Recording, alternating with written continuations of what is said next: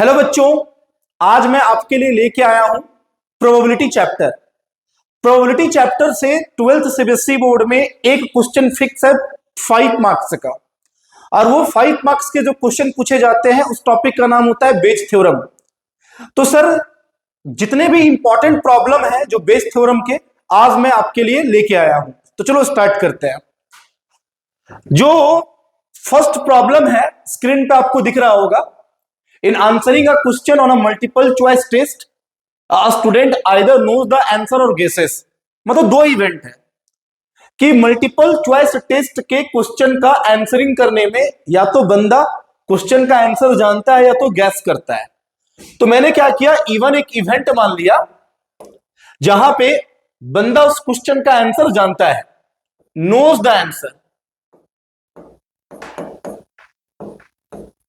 ठीक। और E2 हम मान लिए दूसरा इवेंट जहां पे बंदा उस क्वेश्चन का आंसर गैस करता है, मतलब गेसेस द आंसर,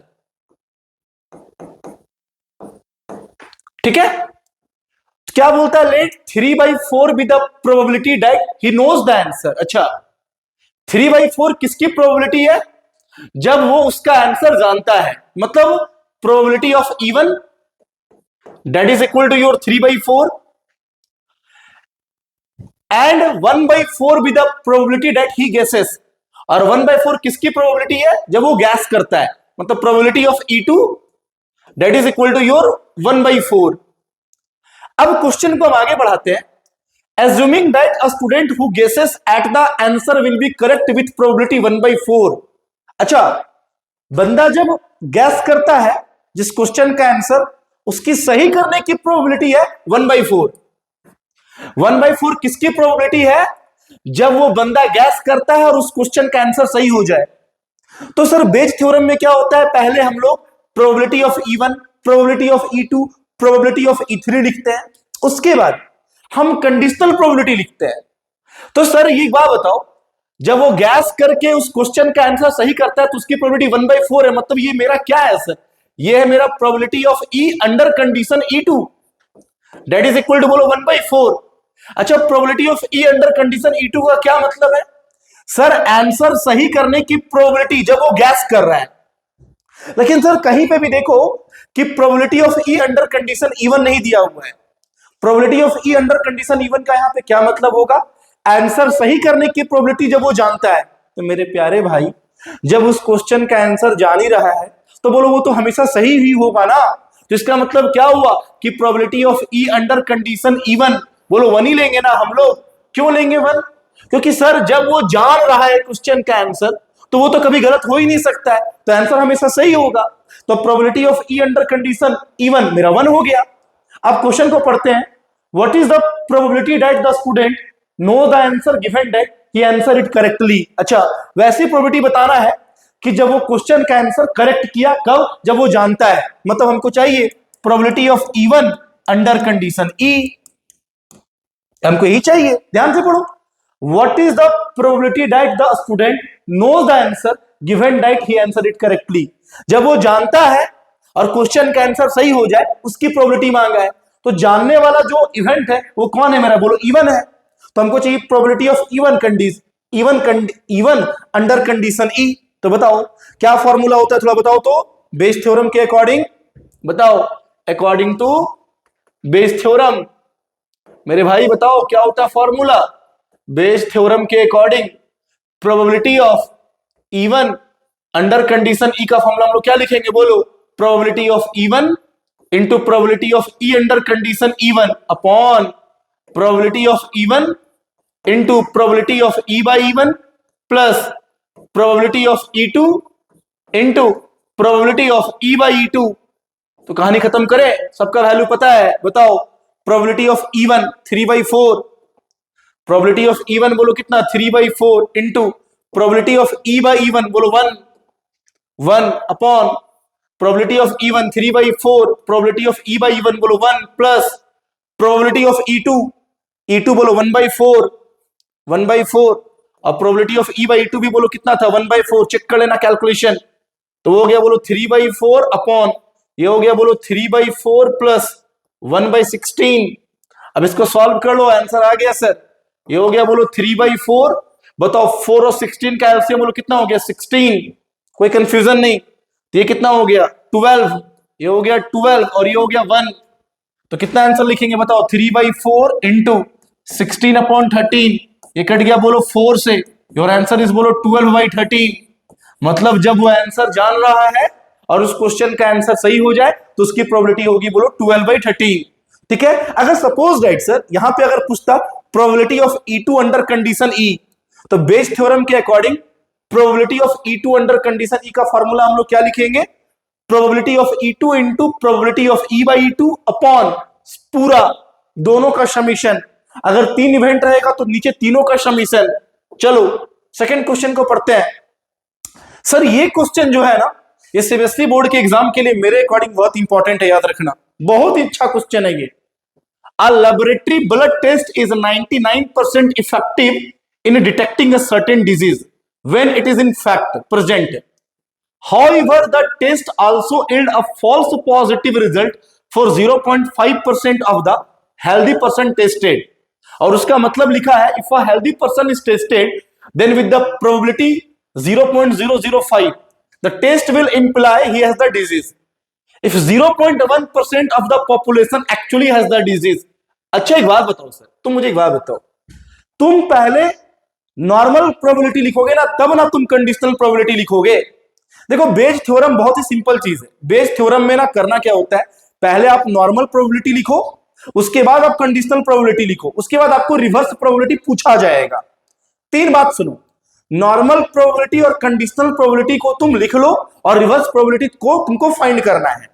तो तुम एक बात बताओ, पहले तुम ये पता करेंगे ना कि कितने परसेंट पॉपुलेशन के पास वास्तव में डिजीज है।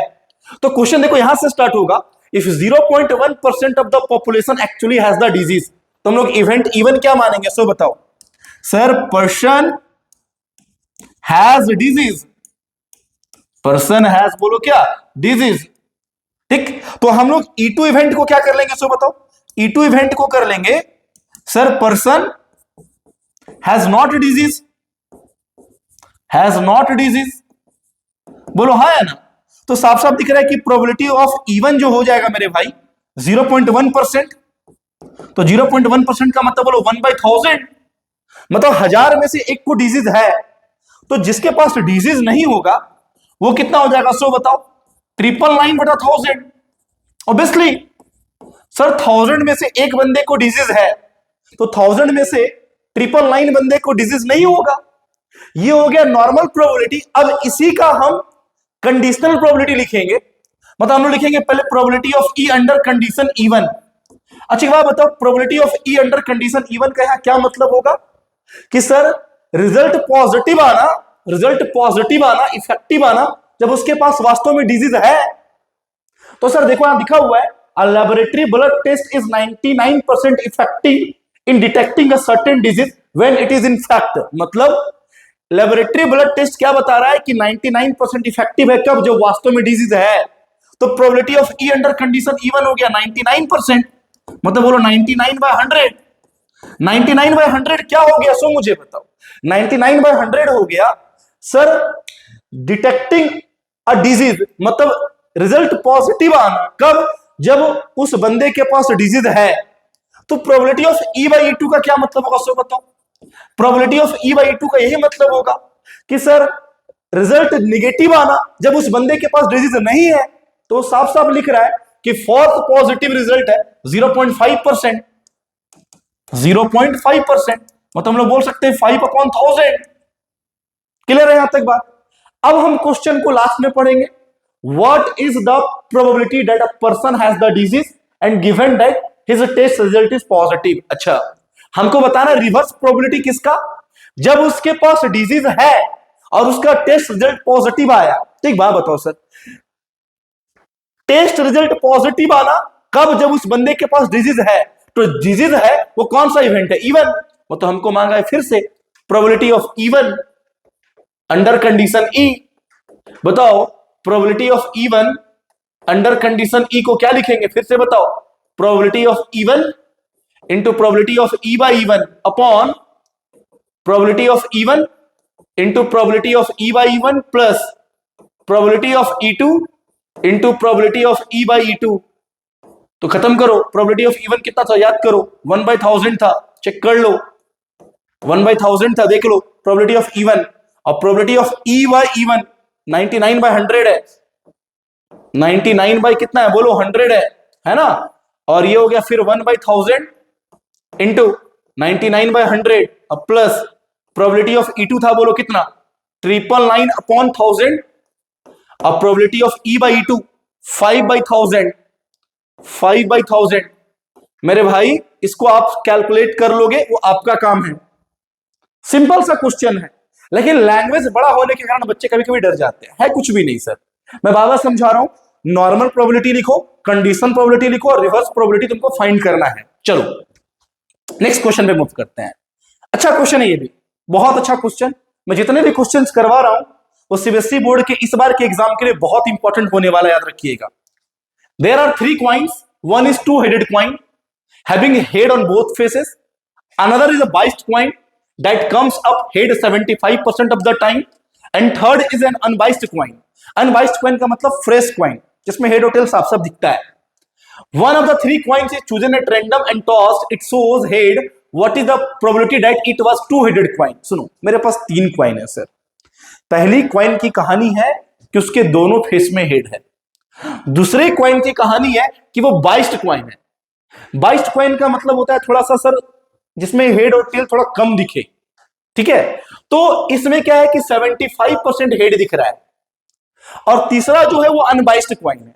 तो अगर एक बात बताओ सर, प्रोबेबिलिटी ऑफ E1 क्या लिखोगे 1/3, प्रोबेबिलिटी ऑफ E2 भी क्या लिखोगे बताओ 1/3, अब प्रोबेबिलिटी ऑफ E3 भी क्या लिखोगे बोलो 1/3, ऑब्वियसली ए लिखोगे। 3 क्वाइन है तो 3 क्वाइन में से किसी एक क्वाइन को टॉस करने की प्रोबेबिलिटी बोलो 1/3। अब इस क्वाइन से कितना हेड शो हो रहा है वो कंडीशनल प्रोबेबिलिटी बन जाएगा, मतलब probability of E under condition E1। तो probability of E under condition E1 का क्या मतलब होगा, हेड शो करने की प्रोबेबिलिटी, हेड शो करने की प्रोबेबिलिटी जब मुझे पता है कि ये 2 हेडेड क्वाइन है। तो मेरे प्यारे भाई जब 2 हेडेड क्वाइन है तो इसका मतलब क्या हुआ, हर बार हेड ही आएगा ना। तो सैंपल स्पेस में भी बोलो हेड हेड होगा और हेड आने की प्रोबेबिलिटी के इवेंट में भी हेड हेड होगा, तो प्रोबेबिलिटी बोलो 1 हो गया। अरे वो शोले वाला क्वाइन जानते हो ना, शोले मूवी में लास्ट में जब अमिताभ बच्चन टॉस करता है, ठीक है, कि कौन गब्बर को मारने के लिए जाएगा और कौन यहां वेट करेगा, तो मेरे भाई वो ऐसा क्वाइन रखा होता है अमिताभ बच्चन जिसके दोनों फेस में सेम, दोनों फेस में सेम फिगर होता है। तो धर्मेंद्र बड़ा गुस्सा हो जाता है, वो दोस्ती के कारण ऐसा करता है सर। देखो आज के समय में इतनी दोस्ती अगर मिल जाए तो फिर लाइफ जन्नत हो जाएगा सर। चलो ठीक है, सब स्वार्थ वाली दोस्ती आज के समय में। अब बताओ probability of E under condition E2 का क्या मतलब होगा, सो बताओ। Probability of E under condition E2 का मतलब होगा हेड शो करने की प्रोबेबिलिटी जब मुझे पता है कि वो 75% हेड शो कर रहा है। देखो सर, देखो ना यहाँ पे लिखा हुआ another coin is biased coin that comes of head 75%, तो 75% हेड आ रहा है इससे, मतलब हो गया 75/100, मतलब वी कैन से बोलो 3/4। अब probability of E under condition E3, probability of E under condition E3 क्या होगा, हेड शो करने की प्रोबेबिलिटी जब मुझे पता है कि वो तीसरा क्वाइन है। तो बताओ थर्ड क्वाइन तो मेरा बाइस्ड क्वाइन था ना, फ्रेश क्वाइन, तो एक फ्रेश क्वाइन से हेड आने की प्रोबेबिलिटी बोलो कितनी होती है 1/2। अब क्वेश्चन को आगे पढ़ते हैं सर। व्हाट, अब देखो नॉर्मल प्रोबेबिलिटी मैंने लिख डाला, देखो कंडीशनल प्रोबेबिलिटी भी मैंने लिख डाला, बोलो हाँ है ना। अब रिवर्स प्रोबेबिलिटी पूछा जाएगा, what is the probability that it was two headed coin, two headed coin. वैसी प्रोबेबिलिटी बताओ कि वो 2 हेडेड क्वाइन था, तो 2 हेडेड क्वाइन बोलो कौन सा क्वाइन था, पहला क्वाइन। मतलब फिर से हमको पूछा है probability of E1 under condition E, तो तुरंत लगा देंगे, बोलो फॉर्मूला क्या लगा देंगे फिर से बताओ, इवेंट 3 है, probability of E1 under condition E का probability of E1 into probability of E by E1 upon, बताओ probability of E1 into probability of E by E1 plus, बताओ probability of E2 into probability of E by E2 plus probability of E3 into probability of E by E3। सबका value डाल दो बाबू। Probability of E1 था बोलो 1/3, हमको सब याद है, पीछे देख लो। Probability of E by E1 है बोलो 1 upon 1/3 into 1। Sir probability of E2 भी बोलो 1/3, पीछे देख लो।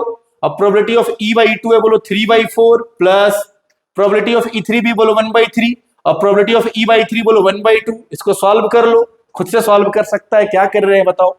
यहां पे बताओ 3 3 फ्री हो गया, बोलो हो गया 1/3 अपॉन ये हो गया बोलो 1/3 प्लस ध्यान से देखो ये हो गया 1/4 प्लस ये हो गया 1/6। क्या आप इसका एलसीएम लेके सॉल्व कर लोगे ना इस चीज को। आंसर नॉर्मल प्रोबेबिलिटी लिख डाला, कंडीशन प्रोबेबिलिटी लिख डाला, रिवर्स प्रोबेबिलिटी पूछ दिया। चलो अगले प्रॉब्लम की तरफ बढ़ते हैं। ये बहुत सुंदर प्रॉब्लम है और ये बहुत दिन से सीबीएसई बोर्ड में आया नहीं। मोस्ट प्रोबेबली कि 2026 के लिए ये प्रॉब्लम सीबीएसई बोर्ड के लिए बहुत अच्छा हो सकता है। समझो क्या है problem. Suppose a girl throw a die, मान लो एक लड़की एक डाई फेंकती है। इफ शी गेट्स 5 और 6 she tosses a coin 3 times and notes the number of heads. ठीक है। If she gets 1 2 3 4 she tosses a coin once and notes whether a head और tail is obtained if she obtained exactly 1 head. जब वो सिर्फ exact 1 head पाती है तो पहले नॉर्मल प्रोबेबिलिटी क्या लिखेंगे, प्रोबेबिलिटी ऑफ E1। ऐसे देखो फिर से समझो एक बार, E1 को मान लिए क्या कि जब वो 5 और 6 पाती है। सर E2 क्या मानेंगे, जब 1 2 3 4 पाती है। और इवेंट E क्या मानोगे, इवेंट E जो उस E1 और E2 से एसोसिएटेड है कि she obtained exactly 1 head, exactly 1 head.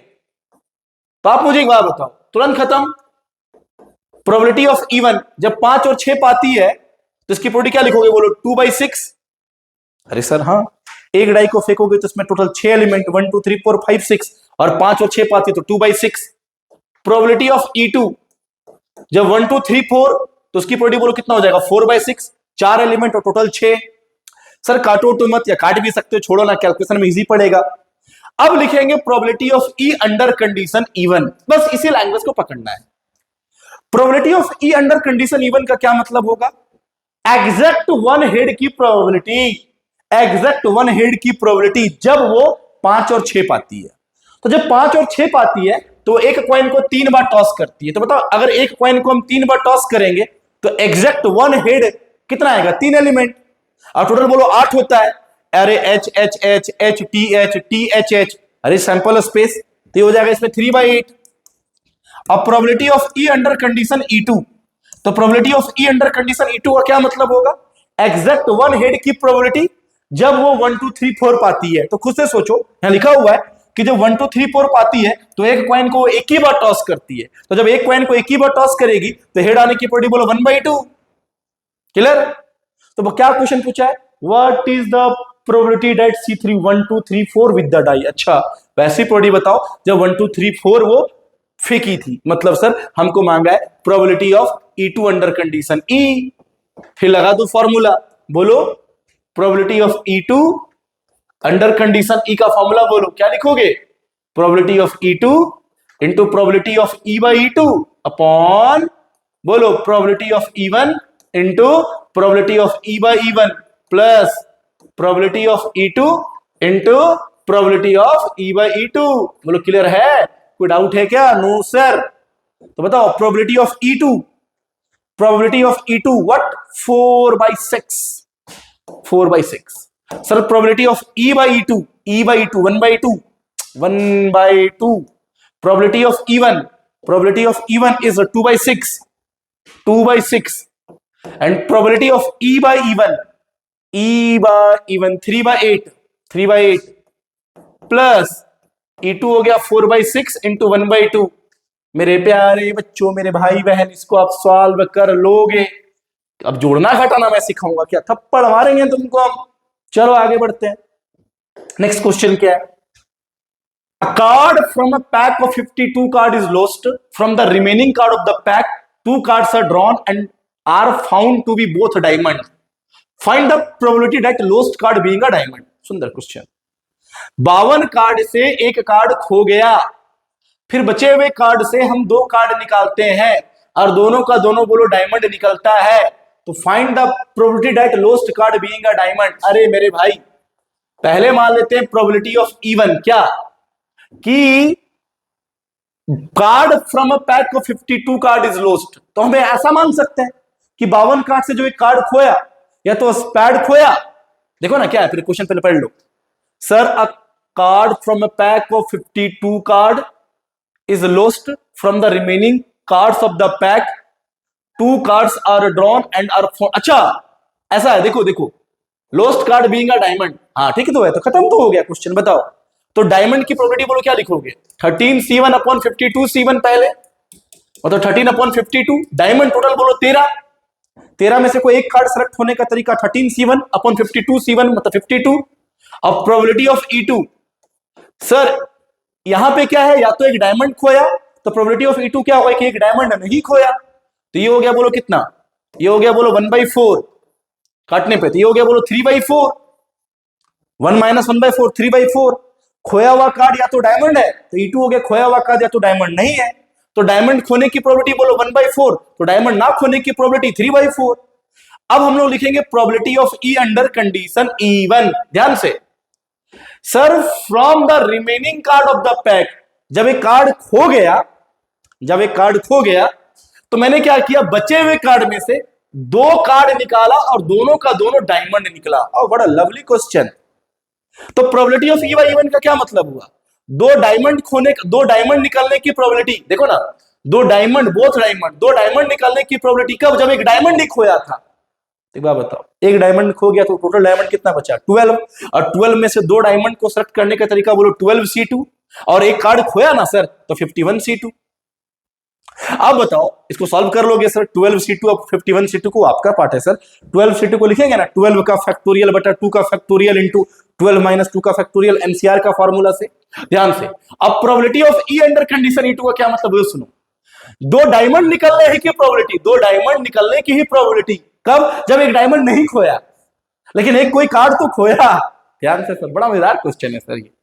Probability of E under condition E2 का क्या मतलब वो बताओ, 2 डायमंड निकलने की प्रोबेबिलिटी जब, कब कब कब, जब एक डायमंड नहीं खोया, तो टोटल डायमंड 13 रह गया, और 13 में से कोई डायमंड सेलेक्ट किए 13C2, लेकिन कोई एक कार्ड तो खोया, तो बोलो 51C2।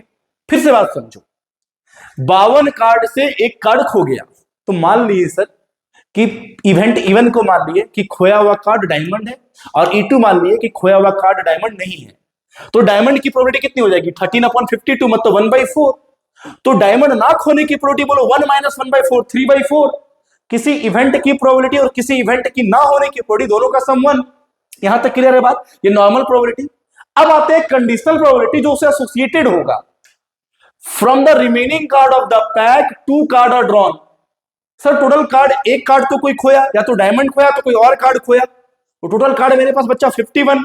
उस 51 में से मैं कोई 2 कार्ड निकाला, बोलो हाँ है ना, 51 कार्ड में से मैं कोई 2 का 2 कार्ड निकाला, और मैंने क्या पाया कि बोथ डायमंड, बोथ क्या है डायमंड, उसका 2 केस होगा कि जब एक डायमंड खोया होगा, जब एक डायमंड खोया होगा उसके बाद 2 कार्ड निकाले और वो डायमंड निकला, या तो कोई एक और कार्ड खोया होगा लेकिन तो डायमंड तो 13 ही रह गया और उस वक्त 2 डायमंड निकला। तो पहले केस में क्या लिखे 12C2 क्यों लिखे, ये समझो कि सर 12C2 क्यों लिखे, क्योंकि एक डायमंड तो खो गया ना इस केस में, इस केस में एक डायमंड खो गया तो टोटल डायमंड कितना बचा 12, तो 12C2 अपॉन 51C2। और इस केस में बताओ, इस केस में बताओ डायमंड नहीं खोया, एक जो कार्ड खोया वो डायमंड नहीं खोया, तो टोटल डायमंड 13 ही बचा, तो 13C2, लेकिन कोई एक कार्ड खोया तो 51C2। क्वेश्चन क्या है, find the probability that lost card being a diamond. अच्छा वैसे पढ़ी बताओ, रिवर्स प्रोबेबिलिटी पूछना है, जो खोया हुआ कार्ड डायमंड है, मतलब probability of E1 under condition E लिखना है, कहानी खत्म। बताओ probability of E1 under condition E का फॉर्मूला लिख दो, फिर से E1 अंडर कंडीशन E का फॉर्मूला लिख दो, probability of E1 into probability of E under condition E1 upon probability of E1 into probability of E by E1 plus probability of E2 into probability of E by E2।